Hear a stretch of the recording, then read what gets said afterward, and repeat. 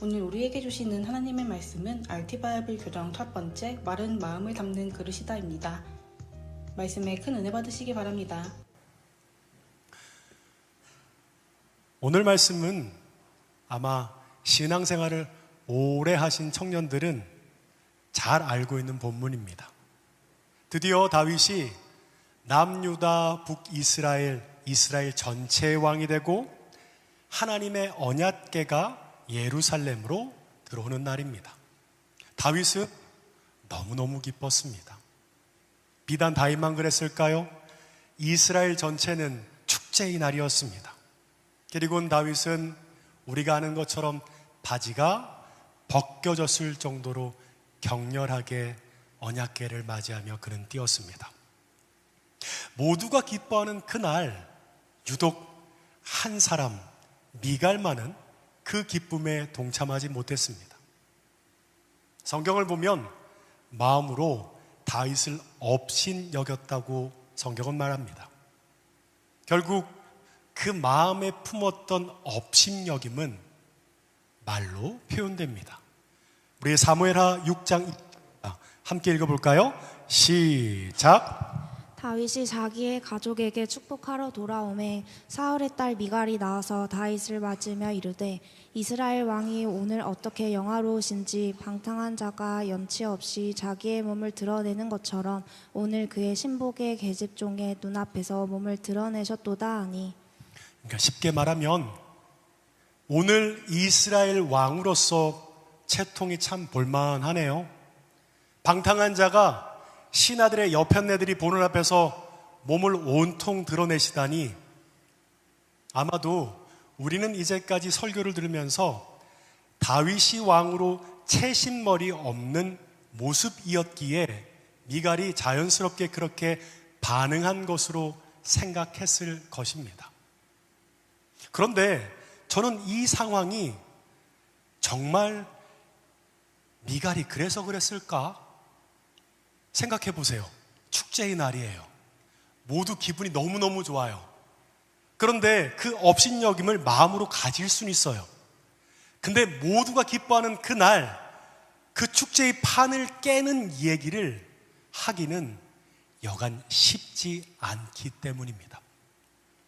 여러분 보통 우리 TV프를 보면 오은영 박사님의 이 상담 프로가 있습니다.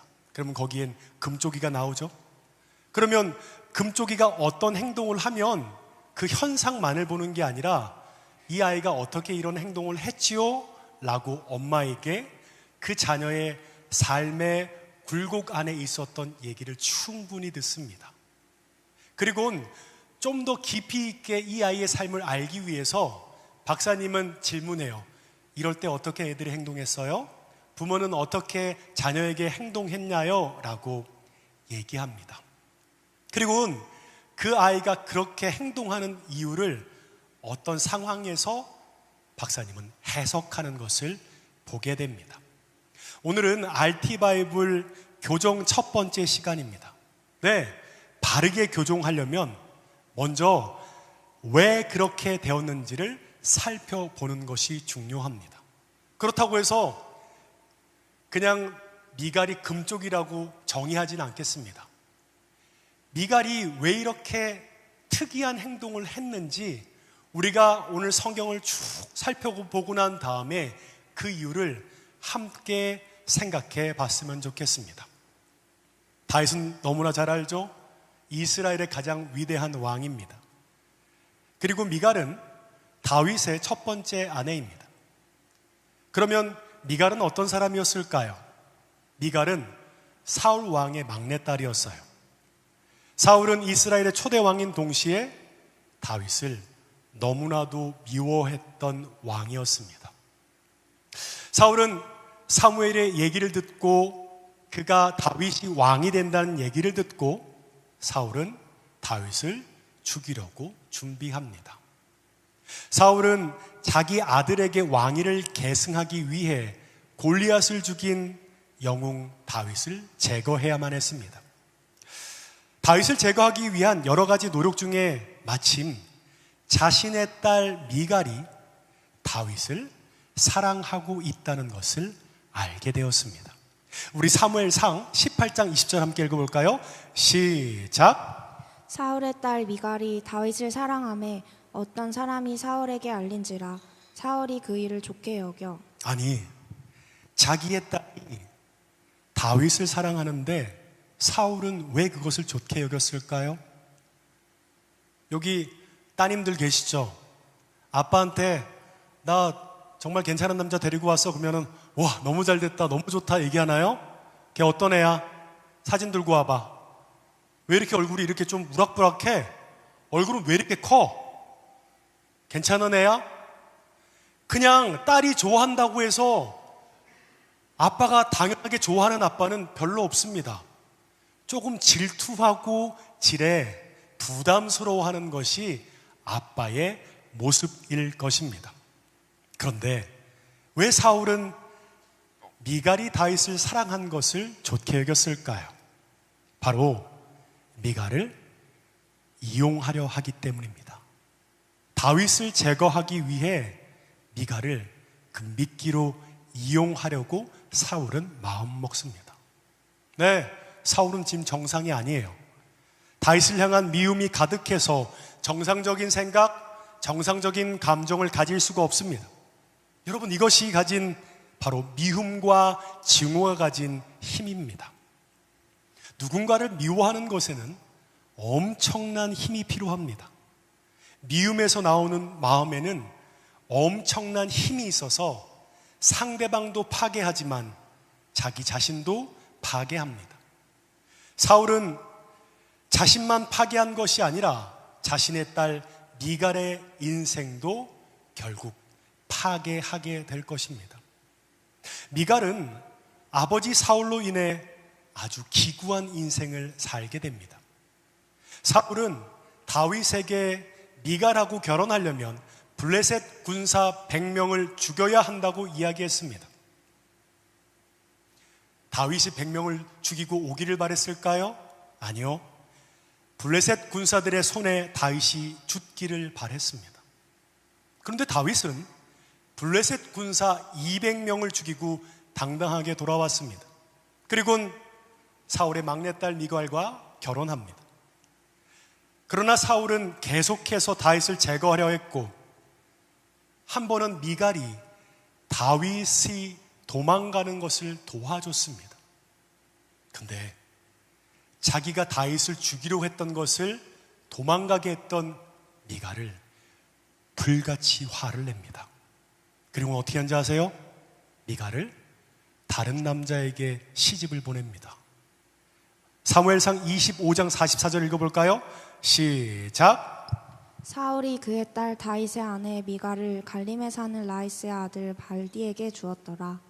미갈의 인생은 참 기구해 보입니다. 한 남자를 진심으로 사랑했어요. 그런데 아빠가 자신을 그 남자를 제거하는데 나를 미끼로 이용합니다. 그런데 남편 다윗을, 남편이잖아요. 같이 살아야 하고 사랑하니까 아빠는 다윗을 미워하지만 언젠가는 지금 다윗을 품 것이라고 생각하고 다윗이 도망가는 것을 도와줬는데 아버지는 미갈에게 불같이 화를 내고 그녀의 의지와는 아무런 상관없이 다른 남자에게 시집을 보냈습니다. 사랑하는 사람과 헤어지고 아버지에게 이용당하고 이제는 버림을 당했습니다. 여러분이 만약 미갈이라면 정상적인 삶을 살 수 있을까요? 미갈의 마음엔 깊은 상처뿐이었을 것입니다. 이젠 누구도 믿을 수 없고 어느 누구도 사랑할 수 없는 그런 사람이 되었을 것입니다. 시간이 흘러 다윗은 사울과의 전쟁에서 끝내 승리하고 온 이스라엘의 왕이 되었습니다. 그런데 바로 그때 사울의 집에 속했던 한 사람, 아브넬이라는 사람이 다윗에게 투항했습니다. 그러자 다윗이 그에게 한 가지 조건을 요구했습니다. 사무엘하 3장 13절 읽어보겠습니다. 다윗이 이르되 좋다, 내가 나와 맺거니와 내가 내게 한 가지 일을 요구하더니 나를 보러 올 때에 우선 사울의 딸 미갈을 데리고 오라.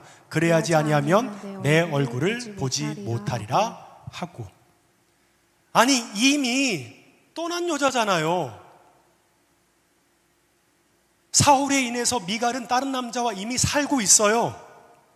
근데 갑자기 아브넬에게 얘기합니다. 사울의 딸 미갈을 데려오라 라고 얘기합니다. 여러분, 고대 근동시대에는 여자를 지칭할 때 결혼을 한 여자는 누구누구 아내라고 지칭합니다. 근데 참 신기하죠? 다윗은 사울의 딸 미갈이라고 지칭합니다.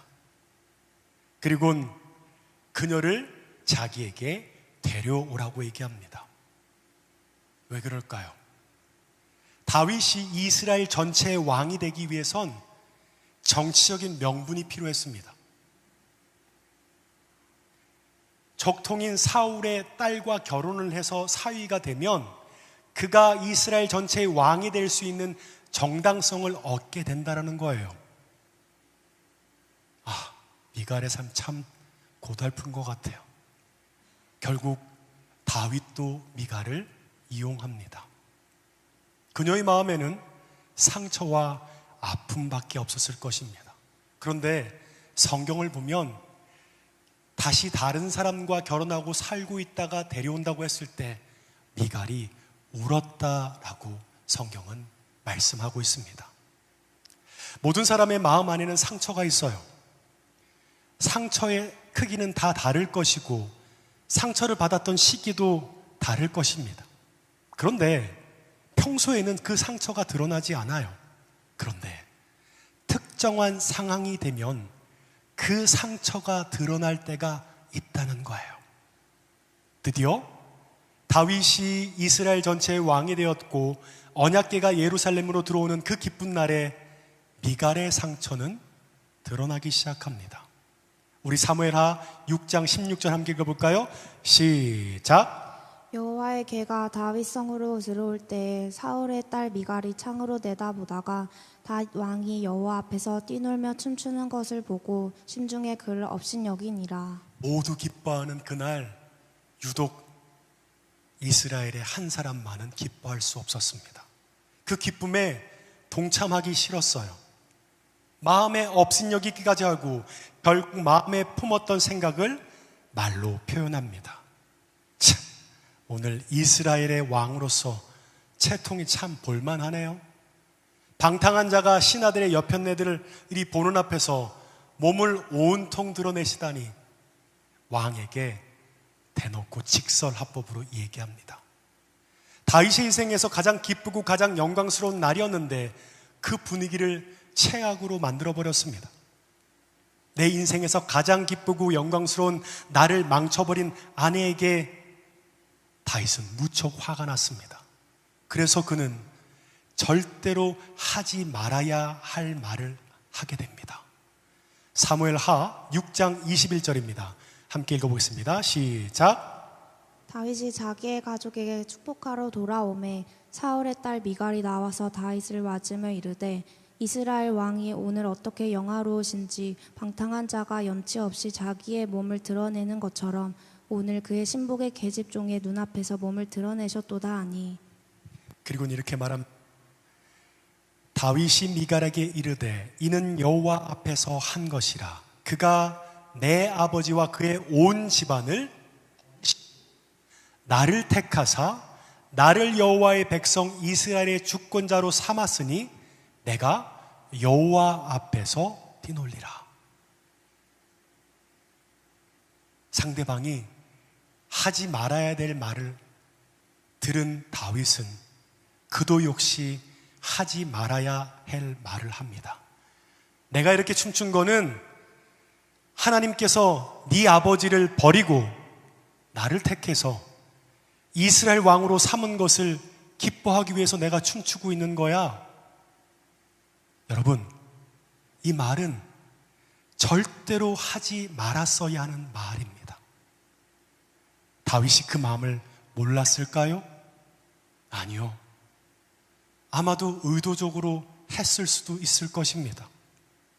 그럼에도 불구하고 다윗은 너무나 화가 난 나머지 미갈에게 해선 안 된 말을 하게 된 거예요. 내가 이렇게 기뻐하는 것은 너희 아버지를 버리시고 나를 택하셨기 때문이다.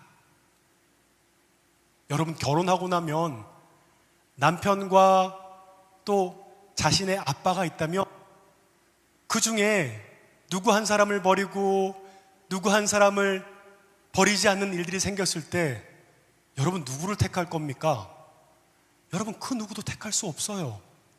하지만 중요한 것은 오늘 미갈과 다윗의 대화를 통해 경험케 된 것은 무엇이냐면 상대방의 약점, 상대방이 숨기고 싶어 하는 그러한 일들을 의도적으로 서로에게 얘기하고 있는 모습들을 보게 됩니다. 결국 그들의 부부관계는 끝이 납니다. 사무엘하 6장 23절을 보면 그러므로 사울의 딸 미갈이 죽는 날까지 그에게 자식이 없느니라. 이 말은 의학적인 불임이 되었다라는 뜻이 아니에요. 미갈이 죽는 날까지 자식이 없었다는 것은 이제 미갈과 다윗의 부부관계가 완전히 끝이 났다는 것을 의미합니다. 가장 기쁘고 행복한 날에 두 사람은 절대로 하지 말아야 하는 그 말을 서로 주고받습니다. 그리고 그 결과는 성경에 등장하는 그 어떠한 부부보다 더욱 비극적인 결말을 맞이하게 됩니다. 여러분, 말로 상처를 주는 것은 어찌 보면 참 쉬워요. 내가 당한 대로 갚아주는 것이 인간이 가지고 있는 죄의 본성이기 때문입니다. 미갈의 말에 상처를 받은 다윗이 더 잔인한 말을 해서 미갈의 마음을 아프게 했던 것과 마찬가지입니다. 우리 잠언 12장 18절 읽어볼까요? 시작. 칼로 찌름같이 함부로 말하는 자가 있거니와 지혜로운 자의 혀는 양약과 같으니라. 함부로 말하는 것은 것과 마찬가지입니다. 반면에 말은 양약과 같은 치유를 가져온다고 합니다. 두산의 전 회장이었던 박용만 회장은 항상 모래시계를 두었다고 합니다. 어떠한 중요한 결정을 하고 감정이 요동칠 때 잠시 멈추는 거예요. 그래, 내가 이 모래시계가 딱 갈 때까지만 잠시 고민해보자.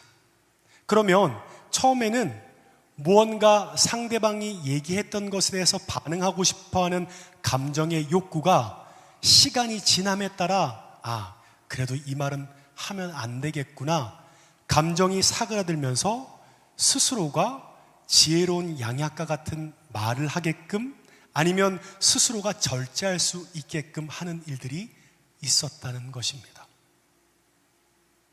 참 그게 쉽지 않죠.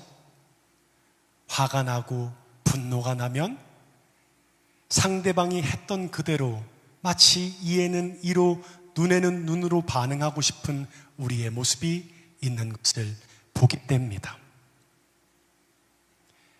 결국 미갈의 삶은 엉망진창이 되어버렸습니다. 스스로 아마 이러한 자책을 했을 거예요. 나는 이렇게 잘하고 배웠어. 그리고 우리 부모님은 나에게 이렇게 해서 어쩔 수 없이 나도 그렇게 살아가는 것이 당연해. 그래, 그런 나를 이해해야 돼. 어찌 보면 우리들 중에서도 그와 같은 삶의 아픔과 상처를 마치 운명처럼 받아들이고 사는 사람이 있을 수도 있는 것 같습니다.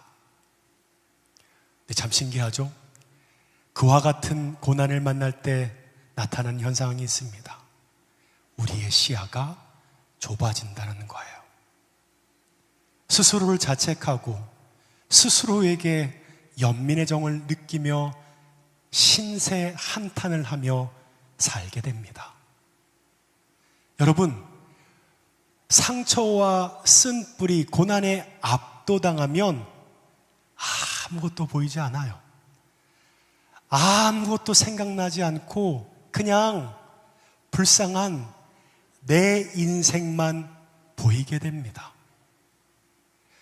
지난주에 얘기했던 아비가일과 같이 하나님의 관점으로 얘기해 주는 것도 들리지 않을 때도 있다는 겁니다. 여러분, 사람이 어떻게 하면 자살하는 줄 아세요? 아무도 나를 믿어주지 않을 때. 마지막 자살하기 전에 사람들은 몇몇 사람들에게 전화를 한다고 해요. 스스로를 체념하기 전에.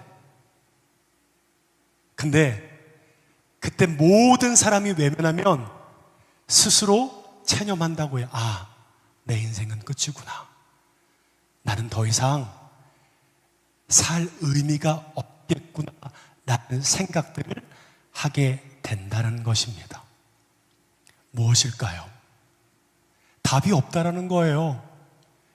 그와 같이 미갈과 같은 인생을 살아가는 삶이 있다면 그것을 운명으로 받아들이고 그렇게 살 때 마치 그 틈을 틈타 사단은 말합니다. 그래, 너는 실패자야. 너는 그래서 네 인생은 어쩔 수 없어. 넌 그렇게 살아야 돼 라고 얘기할 때 신기하죠? 그것을 대적하고 영적으로 영민하게 반응하며 나가는 것이 아니라 그것을 믿음으로 받아들이는 거예요. 내 인생이 그렇구나. 난 어쩔 수 없어. 그런 내 삶을 이해하고 받아들이고 운명으로 여기며 살아야 돼 라고 말합니다. 그때 어떻게 해야 될까요? 영적으로 대적해야 합니다. 어떻게 해요?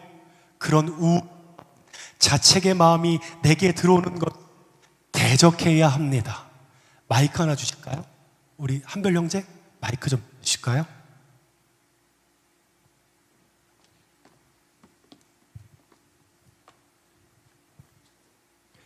그리고 우리는 선포해야 합니다. 하나님의 진리를 선포해야 합니다. 모든 사람들이 나를 외면하고 내 삶이, 내 인생이 그와 같이 살아갔다 할지라도 그건 내 운명이 아니야. 왜 그럴까요? 나를 사랑하시고 나를 위해 십자가에 못 박히신 예수 그리스도의 사랑이 믿어지고 그 사랑이 누려진다면 그 일들을 버텨나갈 수 있겠죠. 근데 그렇게 우리의 삶의 시야가 좁아지고 스스로 한탄하고 자책하게 될 때는 그것조차도 우리 가운데 고백되어지고 믿어지지 않는 삶이라는 것을 알아야 합니다. 그럼에도 불구하고 우리는 진리를 선포해야 합니다. 그리고는 하나님을 붙잡아야 돼요. 하나님, 나 어떻게 해야 돼요? 이게 내 운명과 같은 삶인데 하나님, 너무너무 두렵고 힘들어요. 하나님, 내 삶에 정말 하나님이 살아계신다면 이 운명과 같은 내 삶의 모든 악의 순환 고리와 상처를 끊어낼 수 있고 살아갈 수 있는 그 은혜가 내 삶의 필요함을 고백하며 나아갈 수 있어야 한다는 것입니다. 여러분, 말그릇이라고 했죠? 말은 우리 가운데 그릇이 있다라고 얘기하더라고요. 그릇이 크고 깊으면 그 말을 선정하고 다듬어서 할 수 있지만 그릇이 작은 사람은 그때 다급하고 내 상황에 몰리고 고난 가운데 있을 때 더 이상 선택할 것이 없이 살아온 운명과 같은 삶을 그대로 얘기하며 살아갈 수 있게 되는 것입니다. 그렇다면 어떻게 하면 그 그릇의 깊이와 넓이를 더하며 살아갈 수 있을까요? 네, 지금 나와 함께 하시는 주님을 바라보는 것입니다.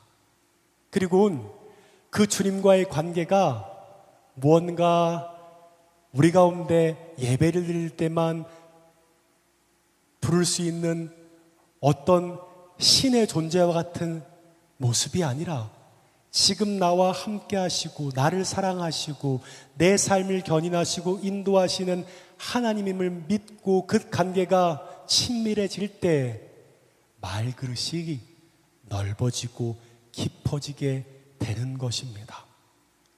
저와 여러분은 어떻습니까? 네, 마른 화살과 같아서 한번 그 시위를 당긴 활은 다시금 우리가 추스릴 수는 없지만 말그릇을 넓히는 것은 필요합니다. 어떻게 해요?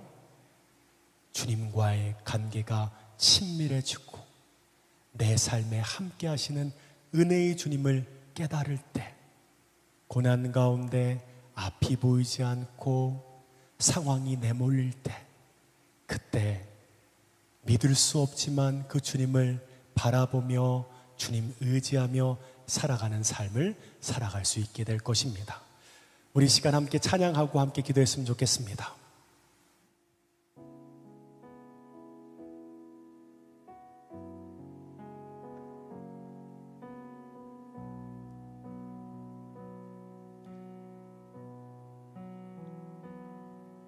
나의 사랑, 너는 어여쁘고 참귀하다. 어느 보석보다 귀하다. 내가 사랑스럽지 않을 때 너를 온전히 사랑하고 너와 함께하려 내가 왔노라. 주의 사랑, 이 사랑은 결코 변치 않아. 모든 계절 돌보시네. 푸른 마르고 꽃은 시드나 주의 말씀은 신실해. 실수가 없으신 주만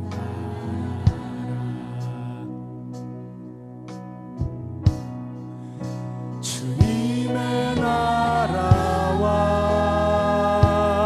뜻이 나의 삶 속에 임하시며 주님 알기를 주만 보기를 소망해.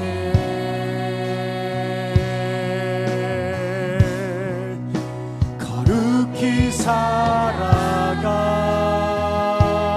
힘과 두려움 없는 믿음 주시 나의 하나님 완전한 사랑. 자, 우리 다시 한번 찬양할까요? 나의 사랑,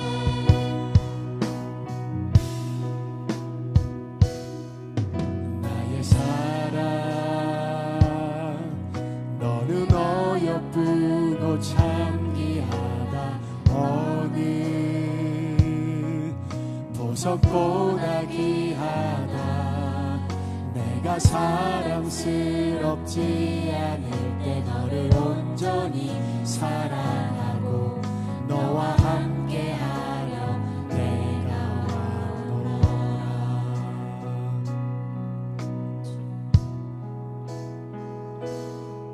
주의 사랑, 이 사랑은 결코 변치 않아. 모든 계절 돌보시네. 푸른 마르고 꽃은 시드나 주의 말씀은 신실해. 실수가 없으신 주만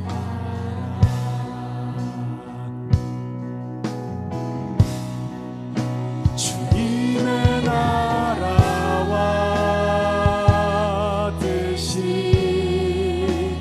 나의 삶 속에 임하시며 주님 알기를 주만 보기를 소망해. 거룩히 살아갈 힘과 살아갈 힘과 두려움 없는 믿음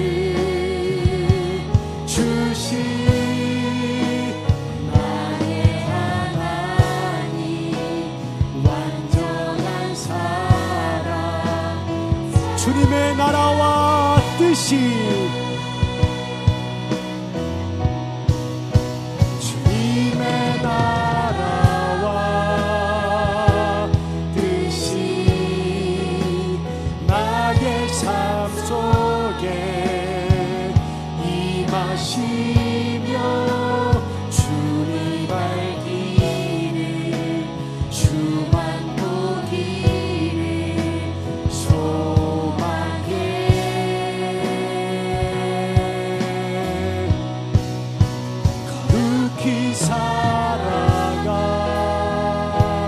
힘과 두려움 없는 믿음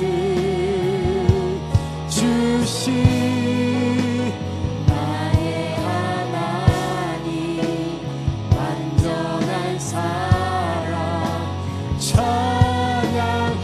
찬양하리 만군의 주 찬양하리 만군의 주 영원히 함께하시네 존귀하신 사랑의 왕 영원히 통치하시네 주님의 나라와 뜻이 나의 삶 속에 임하시며 주님 알기를 주만 보기를 소망해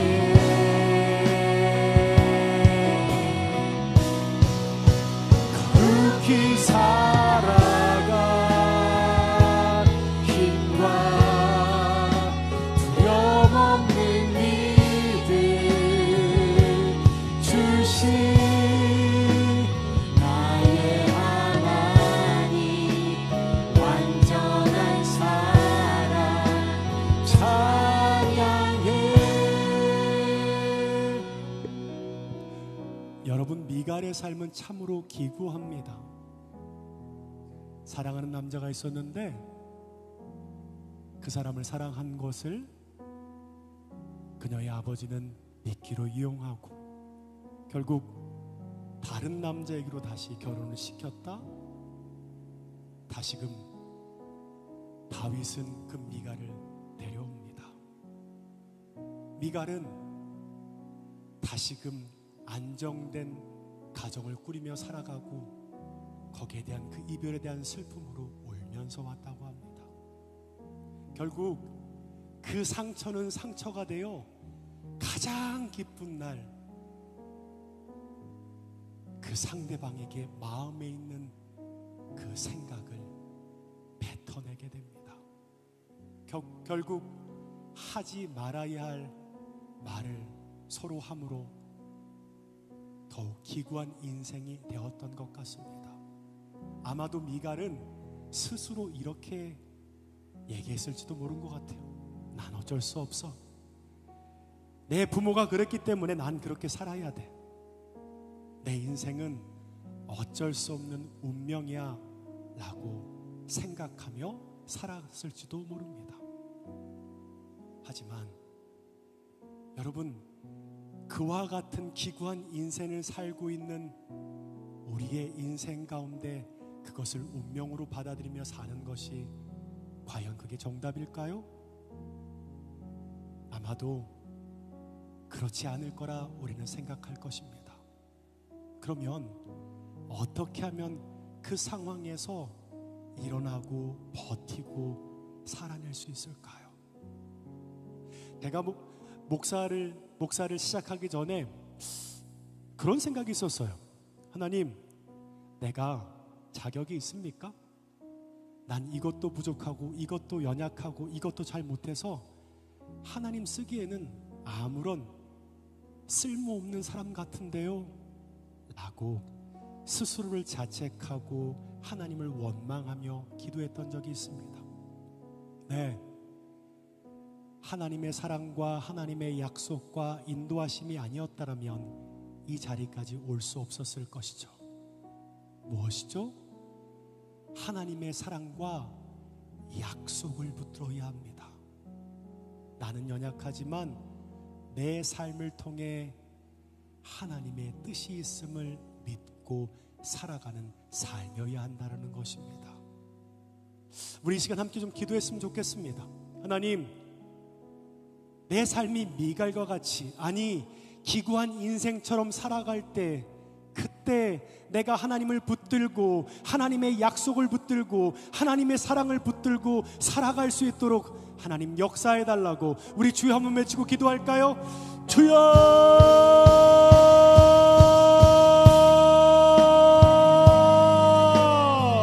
하나님,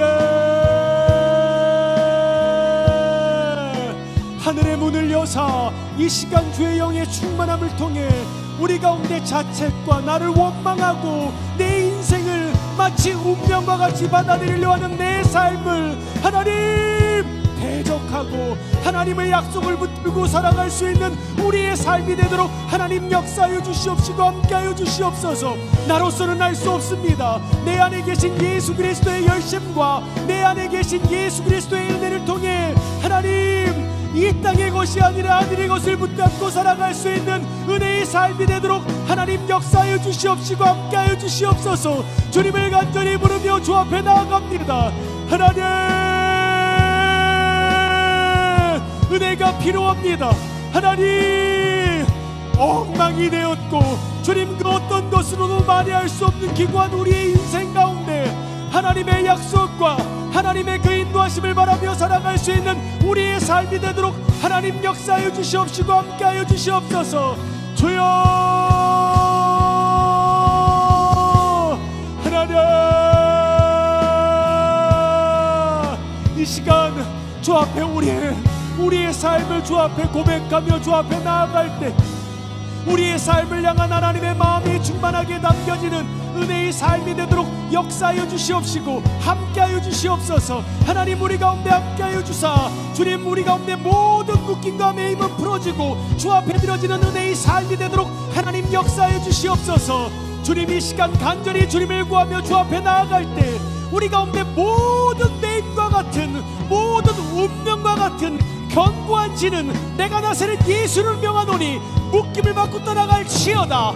파쇄될지어다. 하나님의 약속을 붙들고 우리의 삶을 향한 하나님의 사랑을 붙들고 주 앞에 나아갈 때 하나님, 나는 알 수 없지만 내 안에 계신 하나님의 열심으로 주님 내가 살아갈 수 있도록 하나님 역사하여 주시옵시고 함께하여 주시옵소서.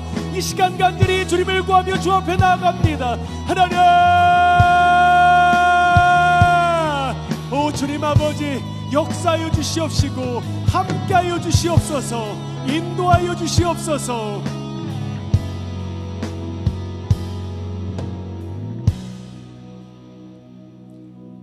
하나님, 난 원래 이런 사람이야. 그래, 난 이렇게 잘하고 배웠어. 목사님이 몰라서 그래요. 내가 어떻게 살아온 줄 알면 목사님도 어쩔 수 없을걸요. 마치 우리의 삶의 모든 삶의 궤적이 운명처럼 받아들이며 그것을 이해하며 살아야 하는 우리의 삶 속에 하나님 어떻게 일어날 수 있습니까? 어떻게 살아야 합니까? 하나님, 내 삶을 붙들어 주십시오. 내 삶을 향한 하나님의 약속을 붙들고 내 삶을 향한 하나님의 뜻이 있기에 그 능력 주시는 주님 안에 오늘을 살 수 있는 하나님의 인도하심과 이끄심을 바라보며 주 앞에 나아가게 하여 주시옵소서. 하나님, 때로는 우리 안에 상처가 너무 커 하지 말아야 할 말을 할 때가 있습니다.